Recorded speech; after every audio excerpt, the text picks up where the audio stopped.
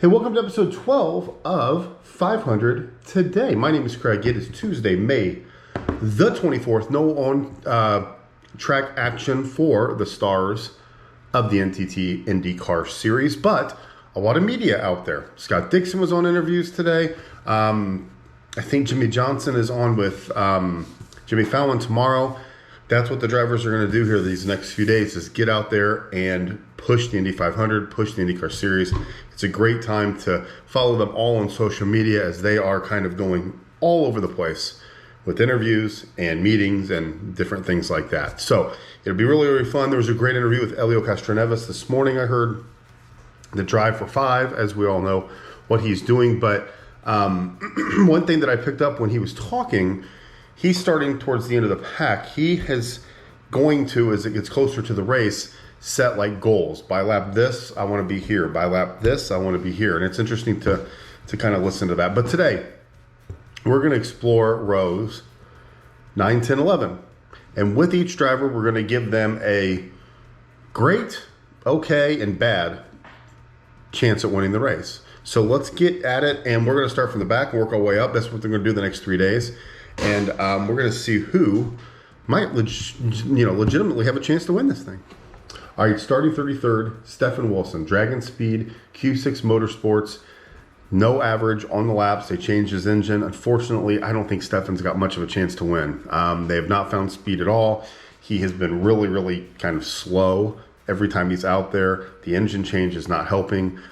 He is just going to be one of those guys where just try to complete the 500 miles safely and try to continue to get experience and show people that you can kind of work through a field. Hopefully a top 15, top 10 finish. That is definitely a win for him. Starting 32nd, Jack Harvey with Ray Hall, Letterman, Lanigan. 4-lap average of 226.8. Really surprising. He and then his teammate 31st, Christian Lundgaard, 227.0, both with Ray Hall, Letterman. They have not found the speed at all. Jack Harvey was up towards the middle of the pack there earlier in the month. Both of them struggled with their qualifying. Neither of them have been happy with the car. We'll talk about Graham Rahal later, but that whole team has really struggled to find any sort of speed and any type of competitive speed in a group. So we'll see what happens. I don't think any of those guys have got a chance to win. So what will be great, okay, and bad? I think all three of those are in the bad category. The goal would be to finish the race and hopefully get in the top 15, maybe even the top 10, if you can be a little different on your strategy. Okay, now up to row 10. Juan Pablo Montoya with Aero McLaren, 228.6. I think he is in the okay category. He's always been really, really fast here. He's a champion. Aero McLaren is kind of all over the place. I think he just had a pretty bad qualifying attempt. So we'll see if he can move it through the field, but I think he's going to be one of the best in the back. He is patient, but is not. So he's going to be on the move really fast. So I think he's got an okay chance. 29th with the AJ Foyt car, Dalton Kellett. The 4-lap average of 228.9. He wrecked yesterday. So he seems to be in good spirits. They're putting the car back together. I put him in the bad category. I just don't think that he is going to be very competitive when race day comes. And then next to him, Kyle Kirkwood from AJ Foyt, 229.4. Same thing. I think with both of those guys, they're way back in the pack, right where all the mess is going to be. Montoya's got the experience to kind of be patient but aggressive at times. I think both of these guys are going to try to be aggressive, which is great. But I don't know if they've got that competitive balance with their cars to actually move up the field. I think the Aero McLaren car is ready to roll. I think the AJ cars may struggle a little bit. So I'm putting them in the bad category with row 10. So far, Juan Pablo is the only one through the 6 cars that I think can win. All right, now we're in row 9, and this is where business picks up. Starting 27th, the defending champion, the 4-time winner, Helio Castroneves, Myers Shank Racing, 229.6. He's got a great chance to win. He always does. He is the defending champ, going for the drive for 5, the experienced, the patience. He knows what to do. 26th, starting in the middle of row 9, Scott McLaughlin for Team Penske, 230.1. The slowest of the Penske cars. It is a total shock that he's back that far. He does not have a ton of experience here, so he needs to be patient, but also follow Helio Follow Montoya. We'll see what I put him in that okay category. I think he's just too far to really make a run, but it's Penske and Indy. Do you ever count them out? And then next to him is Colton Herta with Andretti Autosport.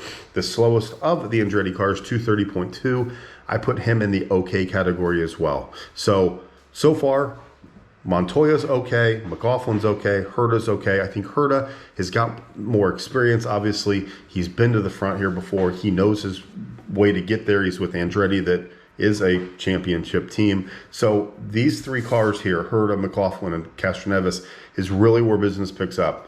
They're really going to all want to get to the front fast. As I mentioned, Elio's going to have goals in mind. I'm sure Herta will too. McLaughlin with Penske, they know what they're doing. So it's going to be real interesting to see how this row gets to the front. So if you really look at these rows, 9, 10, and 11, we've got basically a few cars that are really struggling. The Rahal Letterman cars cannot find speed. Stefan Wilson didn't even qualify. Dalton Kellett and Kirkwood, they've just been so inconsistent. AJ Foyt has not found the speed to put them up at the front. You've got Montoya ready to roll. You've got Elio ready to roll, McLaughlin and Herta. So I think those are the four that are going to have a legit chance to get to the front and really work their way up. But these rows are going to be interesting. Will we have the champion from here? If I had to pick, I would say Elio, I would say Herta, and then I'd say McLaughlin. Those are my three that I would see are going to be very competitive out of these 9. I think Juan Pablo's a close 4th, but the rest of them I just don't see being very competitive. So we'll see what happens. But 9, 10, and 11, a lot of experience. We've got 5 wins in that group with Elio and Juan Pablo. McLaughlin's with Penske. You can never, ever count them out. And then Andretti is always really strong on race day. They just haven't found the speed. And Colton Herta just won the Grand Prix, so that doesn't really have anything to do with the 500, but he knows how to get it around here. So that's it. That's going to wrap it up for today's episode. Thank you very much for tuning in. Tomorrow we're going to go to what? 876, and then we'll kind of go from there. Thanks for tuning in. Make sure you like the video, subscribe to the channel. We'll be back tomorrow.